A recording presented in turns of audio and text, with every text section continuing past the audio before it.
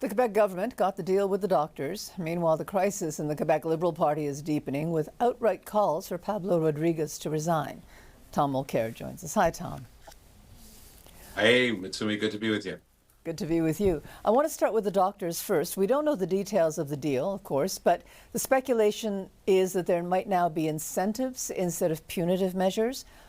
That's a big reversal from what the health minister wanted. So what does this mean for Christian Dubé, do you think? Well, they're all going to try to put a good face on it. I heard Premier Legault today saying, well, you see, this is fantastic news because this is the first time in X number of years that we've actually changed the system for compensating doctors for their work. I mean, he's allowed to, again, put lipstick on that if he wants to try to make it prettier. But the fact of the matter is he's had to climb down. There were so many clinics closing. There were so many people leaving, going to other provinces, resigning, retiring. And it was just impossible to see that situation continue. It was a bad move from the start. Legault figured he would go after the doctors hard, publicly, and that the public would be on side with him. Mutsumi, as you saw in all of the polling, the public was completely against the CAC. They're at their lowest ebb ever, and the public was completely on the side of the doctors. So it was a bad mistake from the beginning. Now they said that they're going to put it off till the end of February so they can rewrite the legislation to take into account the new negotiations. I don't know. I'd be willing to bet you a coffee at Tim Hortons that come the end of February, they're going to decide to put the thing on the shelf for a while, and they're just going to keep muddling along because we're going to be getting within months of the next election. I was hoping you'd go for more than just a coffee at Tim Hortons, but anyway, that's another story. I want to get to the Quebec Liberals at this point. At this point, Tom, is there any way for Pablo Rodriguez to stay on as leader? No, he cannot stay on as leader. And I think that in his heart of hearts, he knows that. He's also, I believe, waiting for the end of the session tomorrow. He wasn't going to make himself that target for the press gallery in Quebec City because he's up there, he's with his caucus. There are now over a dozen former ministers and MNAs from the Liberal side who are outright calling for his resignation. Even people who were being very delicate about this last week, saying, well, let's wait and see. This week, they're coming out and saying, okay, he's got to leave. So it's been the whole story of his leadership. I mean, UPAC yesterday announced that there's a criminal investigation, and it was learned that it's a criminal investigation into his leadership race. I mean, and what went on there potentially. Again, it's not proven yet. We got to be careful with all of that.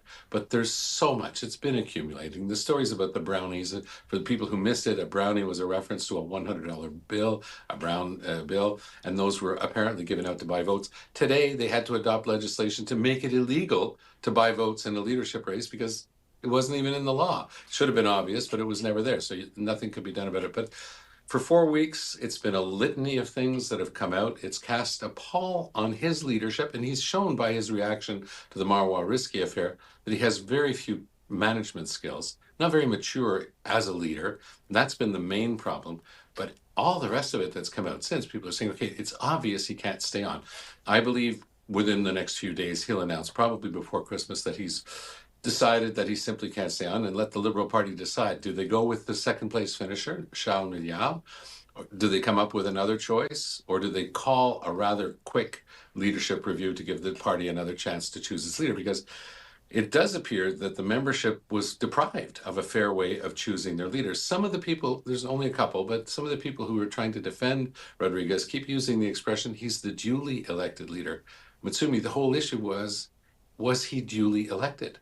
Or were all of these fling-flang, to use one of the other words I was using out, all of these shenanigans, is that what helped him get over the finish line and finish first? And it wasn't a huge win, but finished first ahead of the next two candidates.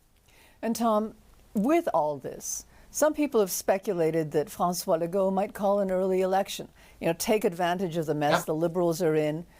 Would that be a good idea, do you think? I don't know if it's a good idea, but I do know it's one of his options, and I'm seeing indications.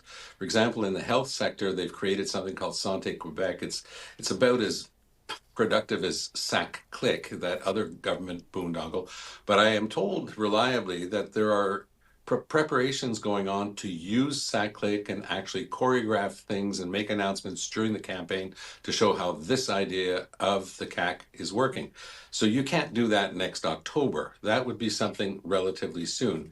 And given the fact that there will be pressure and it's already started, but there will be pressure on the Go to leave, because according to the polling today, according to a very good pollster who does analysis of all of the polls, the CAC would win precisely 0 seats if an election were held today. Legault can't continue like that. But if he pulls the plug, let's say sometime January or February, nobody's got a choice. We're into an election phase. There's supposed to be a fixed date for elections, but constitutionally, the premier can go see the lieutenant governor absolutely anytime and ask for a writ, and there will be a writ for a general election.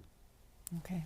Well, thank you very much for this, Tom, and thank you very much for all your insight for this past year. We will see you in January in 2026. It's always been fun, and all the best to you and your family for the holidays, Mitsumi. Same to you, Tom.